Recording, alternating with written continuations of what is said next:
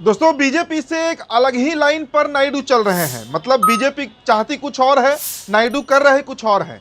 BJP कई राज्यों में एक नियम लागू की है, उस नियम के बिना आप चुनाव नहीं लड़ सकते हैं। लेकिन देखिए आंध्र प्रदेश में जहां के मुख्यमंत्री हैं चंद्रबाबू नायडू, मुख्य सहयोगी हैं भाजपा के, वहां पर वो उस नियम को ताक पर रख रहे हैं और खुला ऐलान कर रहे हैं कि उस नियम के विरुद्ध जो व्यक्ति होगा वही वहां पर पंचायत का चुनाव लड़ सकता है। तो ये बड़ी खबर है, क्योंकि देखिए दोस्तों नायडू, चंद्रबाबू नायडू के सहारे ही दिल्ली की सरकार चल रही है। ऑक्सीजन सप्लाई जो है बीजेपी गवर्नमेंट को, वो चंद्रबाबू नायडू और नीतीश कुमार ही कर रहे हैं। तो इस खबर पे भी चर्चा करेंगे हम। इसके अलावा दोस्तों देखिए यूपी में लगातार आपको हम खबर दिखाते हैं कि उत्तर प्रदेश में कैसे मुसलमानों के बहिष्कार करने को लेकर, उनके सामानों को खरीदने से मना करना, उन्हें दुकान पर नौकरी ना देना, अब बजाबते इसको लेकर शपथ ग्रहण समारोह चल रहा है। जी हाँ, वो तस्वीर भी आपको हम दिखाएंगे कि कैसे वहां पर शपथ ग्रहण समारोह जो है वो चल रहा है। इसके अलावा दोस्तों अभी से कुछ ही दिन पहले हमने आपको एक खबर बताया था, मैं नहीं बताया था, कि नोएडा में एक ब्राह्मण जो है वो गौमांस के मामले में पकड़े गए हैं। देखिए अब तक कोई उन पर कार्रवाई की खबर नहीं आई है सामने। लिंचिंग तो छोड़ दीजिए, मारपीट छोड़ दीजिए, ये खबर ही गौन हो गया। लेकिन अब देखिए आसाम में 2 मुसलमान पकड़े गए हैं जिन्हें बीफ तस्करी के मामले में, यानी गौ मांस तस्करी के मामले में जमकर उनका शारीरिक शोषण किया गया है, पीटा गया है। सिर्फ पीटा नहीं गया, जबकि वो कागजात दिखा रहे हैं कि वो जो मांस है उनके पास, उसका बजाबते पेपर है उनके पास, लेकिन इसके बावजूद जो हिंदूवादी संगठन के लोग हैं वो बाज नहीं आ रहे हैं। तो ये खबर भी आपको हम बताएंगे दोस्तों। इसके अलावा महाराष्ट्र की खबर देखिए, महाराष्ट्र में पायलीपाड़ा के अनुशक्ति नगर में मुंबई में एक मुस्लिम महिला को आतंकवादी बताया गया है और ये चौंकाने वाली खबर है। और उस महिला का जुर्म क्या था आप ये भी जानकर हैरान हो जाइएगा, और वो महिला क्या कुछ कह रही है, कैसे उन्हें प्रताड़ित किया गया, उन्हें आतंकवादी बताया गया, इसकी भी पूरी रिपोर्ट आपसे हम साझा करेंगे। चलिए खबरों की शुरुआत करते हैं। द लाइव टीवी, सच सबसे आगे। आप सभी का सबसे पहले हम स्वागत करते हैं द लाइव टीवी में। मेरा नाम उदित तारन है। दोस्तों सबसे पहले आप खबर देखिए आंध्र प्रदेश की। देखिए आंध्र प्रदेश के मुख्यमंत्री साहब जो हैं चंद्रबाबू नायडू, वो इन दिनों बड़े बागी हो गए हैं। बागी हम इसलिए कह रहे हैं क्योंकि आंध्र प्रदेश के मुख्यमंत्री चंद्रबाबू नायडू ने हाल ही में एक कार्यक्रम में यह घोषणा किया कि राज्य सरकार स्थानीय निकाय चुनाव में केवल उन्हीं व्यक्तियों को भाग लेने की इजाज़त देगी जिनके पास 2 से अधिक बच्चे हों। जी हाँ, उन्होंने कहा, देखिए क्या कुछ कहा है चंद्रबाबू नायडू ने, पहले ये आप सुन लीजिए। देखिए उन्होंने कहा है कि एक समय था जब ज़्यादा बच्चों वाले लोगों को पंचायत चुनाव या स्थानीय निकाय चुनाव में हिस्सा नहीं लेने दिया जाता था।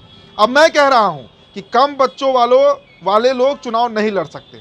आप तभी सरपंच, नगर निगम के काउंसलर, नगर अध्यक्ष या मेयर बन सकते हैं जब आपके पास 2 से अधिक बच्चे हों। तो देखिए ये भाजपा के मुंह पे करारा तमाचा है। हम क्यों कह रहे हैं, क्योंकि जितने भी राज्य, आप जाकर सर्च कर लीजिएगा, जिन जिन राज्यों में बीजेपी की गवर्नमेंट है, बीजेपी के मुख्यमंत्री कुर्सी पर बैठे हुए हैं, उन राज्यों में ये नियम है कि 2 से अधिक बच्चे अगर आप हैं तो आप इस तरह का चुनाव नहीं लड़ सकते हैं। और ये देखिए दोस्तों, इस पर सीधा टारगेट जो है ना वो मुसलमानों को किया जाता है। क्यों? क्योंकि एक प्रोपेगेंडा है कि मुसलमान जो है वो 10 बच्चे 12 बच्चे पैदा करते हैं, तो उनको चुनाव से कैसे दूर रखना है, इसका एक फॉल्स प्रोपोगेशन, एक पूरा नरेशन जो है वो बीजेपी रचती है। और उसी नरेशन पर का मुंह तोड़ जवाब जो है वो चंद्रबाबू नायडू ने दिया है। उन्होंने कहा है कि अब वही चुनाव लड़ सकते हैं सरपंच का, नगर निकाय का, जिनके 2 से अधिक बच्चे हैं। तो देखिए ये बीजेपी के खिलाफत में है और बीजेपी इस पर अब क्या करती है, ये करेगी क्या, बीजेपी की भी अपनी मजबूरी है। चलिए दोस्तों अगली खबर पर चलते हैं। देखिए अगली खबर जो है वो यूपी से है। कई जिलों में मुसलमानों के पूर्ण आर्थिक बहिष्कार की मुहिम चलाई जा रही है। देखिए बागपत की ये तस्वीर है। बागपत में 7 जनवरी को एक हिंदूवादी दल की बैठक में राष्ट्रीय अध्यक्ष ने उपस्थित लोगों को काशी और मथुरा मस्जिदों को मुक्त कराने, ताजमहल को तोजो महालय घोषित करने और मुसलमानों का पूर्ण आर्थिक बहिष्कार करने की शपथ दिलाई है। ये वीडियो आप देख लीजिए। आज से अभी से हम सभी हिंदू तन मन धन से वो जगह की रक्षा करेंगे जब तक काशी मथुरा मुक्त नहीं होगी। आज से अभी से सभी मुसलमानों का आर्थिक बहिष्कार करते हैं। तो दोस्तों कितना अच्छा होता अगर ये शपथ शिक्षा के लिए दिलाई गई होती, शपथ इसलिए दिलाया गया होता कि यूपी में हम सरकार से रोजगार मांगेंगे, यूपी में हम सरकार से शिक्षा का हक मांगेंगे, यूपी में हम अच्छा स्वास्थ्य मांगेंगे, लेकिन नहीं, शपथ दिलाया जा रहा है कि मुसलमानों का आर्थिक बहिष्कार करेंगे, काशी मथुरा के सभी मस्जिदों को तोड़ देंगे। यही वहाँ पर उत्तर प्रदेश में चल रहा है। चलिए दोस्तों, अगली खबर आसाम से है।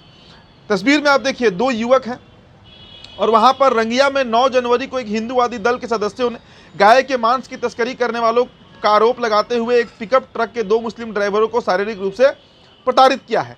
मुस्लिम ड्राइवर ने बार बार बताया कि वह मांस भैंस का है और सबूत के तौर पर खरीद के जो कागजात हैं उसे भी उसने पेश किया है। लेकिन ये जो संगठन के लोग हैं, जो चरमपंथी लोग हैं, जो एक्सट्रीमिस्ट हैं, ये नहीं सुनते हैं।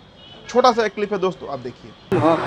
এটা কি আছে বাফেলো মিট সঁচা কথা ক না সঁচাই কৈ আছো অলপ আগত তই কি কৈছিলি আমি যেহেতু অলপ আগত কি কৈছিলি দেখাটো আৰু হেৰিটো বেলেগ হ'ব ন দেখামতে যে কাম হ'ব কিবা কথা আছে নেকি আইডেন্টিফাইটো করব ভেটেরিনারি অফিসার। तो उत्तर प्रदेश में रोजाना 50,000 गाय कट रही है। ये ऑन रिकॉर्ड डेटा है। नोएडा में एक पंडित जी जो है वो पकड़े गए थे और उनके साथ 4 हिंदू 1 मुसलमान थे, जिन्होंने गौ तस्करी का पूरा एक नेक्सस फैलाया हुआ है वहाँ पर, लेकिन उन पर कोई कार्रवाई नहीं हो रही है क्योंकि वो हिंदू समाज से आते हैं। लेकिन ये 2 मुसलमान और कह रहे हैं, कागजात दिखा रहे हैं कि भाई ये बीफ नहीं है, ये गौमांस नहीं है, लेकिन इसके बावजूद इनके साथ क्या हुआ है वो आपने वीडियो में देखा है। अब दोस्तों जरा सा आप चलिए महाराष्ट्र के मुंबई के अणुशक्ति नगर देखिए। वहाँ मुस्लिम महिला को पुलिसकर्मी ने आतंकवादी बता दिया। दारुल उलूम फैजान ए रजा मदरसा व मस्जिद को बिना नोटिस दिए बीएमसी ने तोड़ दिया, जबकि सुनवाई कोर्ट में चल रही थी। तो ये तो देखिए, अब तो वहाँ चूंकि बीजेपी की सरकार है, देवेंद्र फडणवीस वहाँ पे मुख्यमंत्री हैं, तो ये बहुत आम घटना है। लेकिन ये मुस्लिम महिला जब उसका विरोध करने पहुँचती हैं तो उन्हें बजाबते आतंकवादी बता दिया जाता है, टेररिस्ट बता दिया जाता है, जबकि ये मामला अभी कोर्ट में चल रहा है। ये महिला क्या कुछ कह रही हैं, सुन लीजिए। यहाँ जो है ये यतीम बच्चे पढ़ते थे, जितने भी जो नमाजी नहीं थे सब सारे के सारे नौजवान यंगस्टर लोग नमाजी बन गए थे। तो इन लोग से देखा नहीं गया। इन लोग ने सोचे कि जैसे मुसलमान के बच्चे बर्बाद होते तो हो, ये एक पहला रीज़न हो गया इन लोग का। और दूसरा रीज़न ये है कि इन लोग ने बगैर नोटिस के ये तोड़ा है। कानून के हिसाब से चलते थे अगर, तो हम लोग को कुछ तकलीफ नहीं होती थी कि कानून ने बोला है, कोर्ट का ऑर्डर है, चलो कोई बात नहीं है। लेकिन इन लोग ने गुंडागर्दी किए, सत्ता के बल पे किए, और इतने छोटे छोटे बच्चे लोग यहाँ करके तालीम हासिल कर रहे हैं। तो इसमें क्या है, क्या उन लोग को खुजली मची? तब क्या है, इन लोग जो है ना, इन लोग जो हम लोग को पुलिस वाला आके बोल के गया कि आप लोग आतंकवादी हो। हम बोले हम लोग को किस बिना पे आप आतंकवादी कहते हो? आप इतने पढ़े लिखे ऑफिसर हो करके हम घरेलू औरतों को आतंकवादी कहते हो तुम लोग? तुमको शर्म नहीं आती? नाम बताओ। उसने नाम नहीं दिखाया, उसने पीठ फेर के चला गया। चलिए, तो कानून व्यवस्था को ताक पे रख के कोर्ट के फैसले का इंतजार नहीं करना, मतलब कोर्ट को भी, न्यायालय को भी, जुडिशियल प्रणाली जो है उसको भी ताक पे रखकर इस तरह का कार्रवाई जो है वो सरकार करते रहती है। और महाराष्ट्र इसका एक और उदाहरण उत्तर प्रदेश के बाद बनते जा रहा है। अब जरा सा हम आपको नागा बाबाओं का थोड़ा सा पाखंड जो है, उनका जो आतंक है जो कुंभ में चल रहा है, वो दिखाना चाहेंगे दोस्तों। देखिए, आचार्य प्रशांत की होर्डिंग लगाकर कुछ लोग उपनिषद, गीता, वेद और पुराणों की किताबें बेच रहे थे। तभी वहाँ कुछ लोग नागा के भेष में आकर दुकानों के तोड़फोड़ शुरू कर दिया। उन्होंने उन दुकान वालों का पूरा सामान तोड़फोड़ डाला।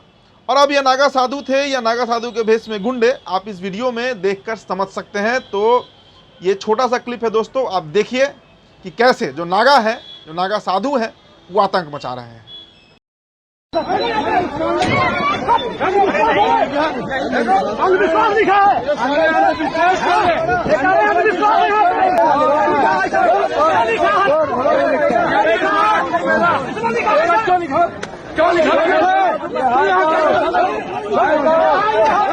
देखिए, कुंभ का मेला बड़ा धार्मिक होता है और आचार्य प्रशांत जो है, गीता उपनिषद हमारा जो मूल ग्रंथ है, जो हिंदुओं का मूल ग्रंथ है, जो हमारा मतलब सबसे पूजनीय ग्रंथ है, उसके स्टॉल को बजाते ये नागा साधु जो है उदंडता से, पूरे आतंक से इसे तोड़ रहे हैं। तो कुंभ की और भी कई तस्वीरें इस तरह के निकल के तो सामने आ ही रही हैं, लेकिन ये तस्वीर थोड़ी विचलित जरूर करती है। तो फिलहाल दोस्तों इस रिपोर्ट में इतना ही। बहुत बहुत शुक्रिया। द लाइव टीवी, सच सबसे आगे।